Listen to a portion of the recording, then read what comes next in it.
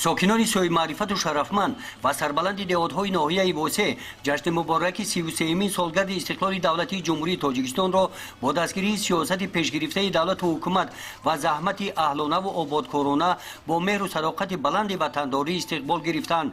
با این مناسبت در همایش ایدانه ساکنان دهات گلستان چاره‌بینی‌ها از نمایش دستاوردهای دهقانان دهات شروع گردیدند. شغل ساکنان این دهات ساحه کشاورزی میباشد. در این نمایش دهقانان نامگوی محصولات‌های کشاورزی را به نمایش گذاشتند که امسال از جهت حاصلناکی به نتیجه‌های خوب نائل گردیدند.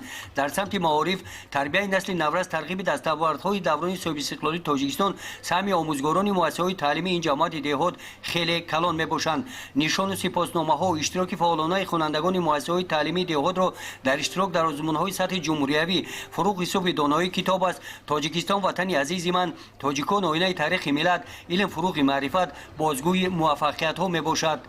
حالبو قلعه تاریخی نشانه از تاریخ فرهنگ بای خلق تاجیک این چاره‌بینی نزد همین موضع تاریخی دایر گردید که همراه با ساکنان دهات سیاحان هم با خرسندی مردم دهات شریک گردیدند.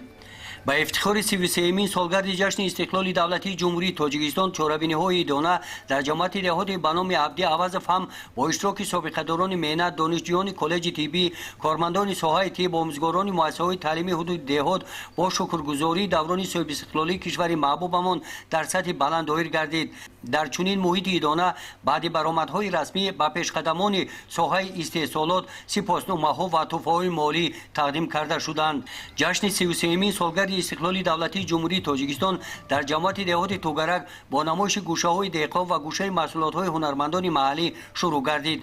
در این همایش ایدانه جانشین رئیس ناحیه واسه و نماینده وزارت مالیه تاجیکستان ساکنان این دهات را به افتخار جشن بزرگ ملت 33مین سالگرد استقلال دولتی تبریک نمودند. در چنین محیط ایدانه از نام مقامات اجرایی حاکمیت دولتی ناحیه و سابقه‌داران مهنت و نمایندگان کسب و کار گوناگون برای سهم ارزنده‌شان در پیشرفت ساحه سپاسنامه و مکافات‌های مالی تقدیم کرده شدند. همایش‌های ایدانه بخشیده به 33مین سالگرد استقلال دولتی جمهوری تاجیکستان با برنامه‌های رنگین کنسرتی ادامه یافتند.